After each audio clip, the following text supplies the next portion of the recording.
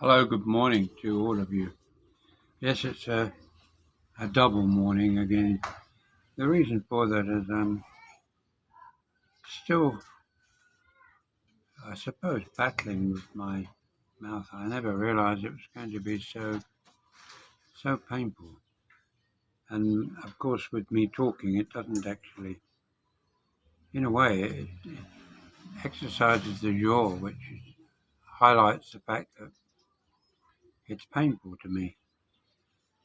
But what is extremely difficult, I suppose, really, no, I should apologize to both of you, both channels, that I don't want you to think I've abandoned you, that I'm that important in your life, but I think it's only fair to, I don't want you to think that anything bad's happened to me or that somehow I'm not showing any interest in the channel anymore. But I am struggling a little bit because I've got my own things to deal with my mouth. I've got the situation that I found myself in. I've got issues and getting my passport. Finally, actually, it arrived the other day. So I'm glad that I was quite surprised how quickly it arrived. But I now have to arrange for the visa stamp to go into the new one, which I'm going to organise next week. This week. Friends of mine are driving me down to Manila to sort it out. He'll be able to take me to the immigration to sort that part of that situation out. But beside the point is communication is always about getting one's message across. It doesn't matter who is in your life at this moment or who you're talking to, it's always the same here in the Philippines, and that is that we talk to people.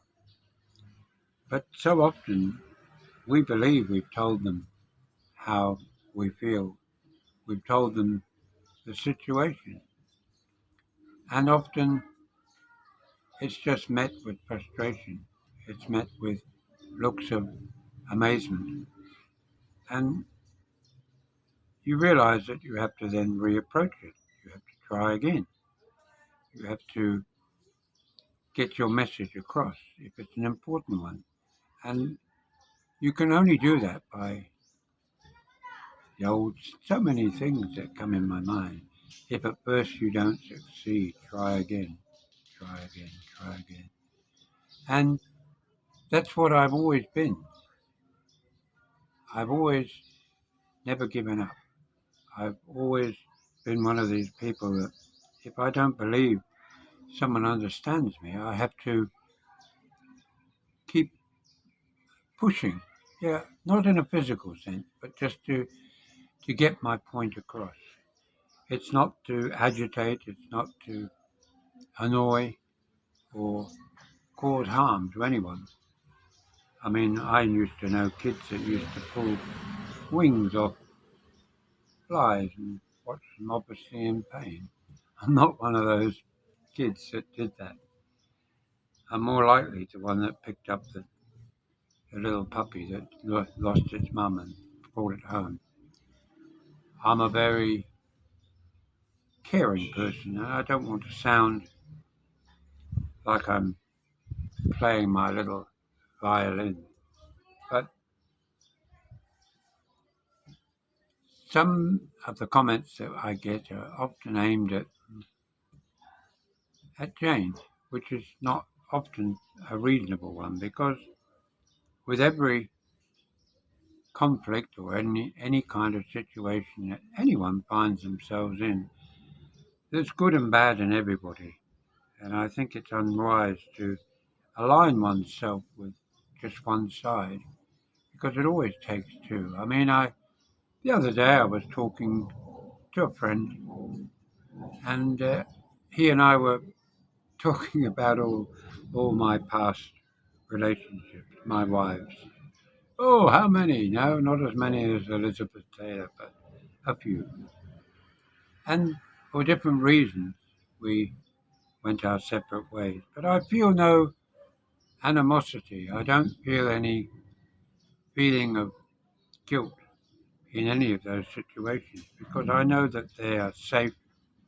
They are. They have moved on in their lives. So it doesn't mean I actually know every single one. My first wife, of course, I know through my children. Uh, she lived with the same guy after me. She's still with him, and my kids see him as their dad, but they know I'm their father, and that's good. It's good for everybody. And my other two children, to my next wife, never married her, but I was with her for over 11 and a half years, and she's doing well. She's 80. She was older than me. One of the few women that I've ever had in my life that were older than me. And she's doing well. She's a multi-millionaire, S. And the children will always be cared for. When I say the children, that she had a child by a previous marriage when I came along, and he became just another one in the family. And my two from that lady, my son Michael and my daughter Laura. Laura unfortunately chooses not to talk to me, but I always have her picture nearby somewhere, and I get information from my son Michael. So I'm kept in the loop, so to speak, without involving myself in their face. And my other son, my last son, and his mother live in England, and she remarried, and I assume that she's happily married still, because even though he's a well respected chef in and around London, I have lost contact with him by his own choice, not by mine. I've left messages on his Facebook, but it obviously doesn't use that system anymore. Or maybe he's just ignoring me. But I don't feel bad about anybody. And the same goes for Jane and the girls. I mean, it's always sad when a situation finds itself, but there's more reasons than it's not as simple always as just saying goodbye. It's not as simple as accepting defeat in the face of possible other dynamics. But I have faith in them, I have faith in myself, and I have faith in others.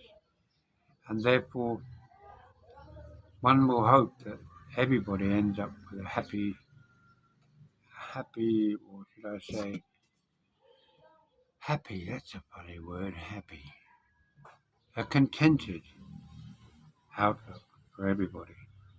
And I will make sure I do my best that that happens. But it always ends up with communication. In Filipina, unfortunately, every Filipina family is different. Every person in that family is different. Many of you, many of you Filipina out there are driven by sometimes historic superstitions, almost curses, sometimes fear, because you have a more simplistic look at life, and that's what drives you. It doesn't mean that you're crazy. Sure, there's plenty of Filipinos that can behave crazily sometimes, but so can we. And trying to get two people to understand that, wait a minute, we're working, we're trying to we're trying to sing off the same song sheet. That can be very frustrating for a foreigner, and I'm sure it's 10 times more frustrating for a Filipino. I have conversations every day with many people, many who support me, many who are trying to support me, and many who just can't understand why I am the way I am. If I knew, I wouldn't be sitting here on a YouTube channel giving you advice as to the concerns that I feel for many people who come to the Philippines ill prepared for not the Philippines itself, but the actual rhythm, the everyday conflicts and problems and challenges that will come by living here. It's not the Philippines really, you know. So many of you complain about brownouts, blackouts, whatever you want to call them. Karaoke, yes, it's a pain in the ass, but not every day. Yesterday, yeah, I would agree with you. But dogs roaming the streets, dogs barking, chickens clucking, cockadoos cockadooing, sorry out of stock, need more load, can you give me money? All that kind of thing. That's just a different life. It's a different way of being. And those that have settled here will understand what I mean by the fact that we either embrace it or we just spend our life being what my title on that channel means. Not this one, but that one. Grumpy Brit in the Philippines. I know I'm not a grumpy Brit, but it's a catchy little name for a title. It's a bit like clickbait. So we all have to understand that some people put coins down, superstitious. Some people don't. They believe in throwing salt over their shoulder. Some people go to witch doctors. Some people don't want to go to doctors.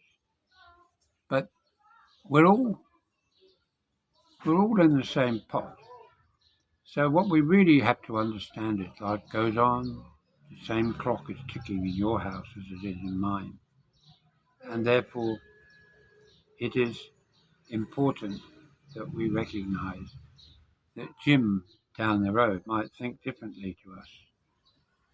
Mary up the hill might think different to us.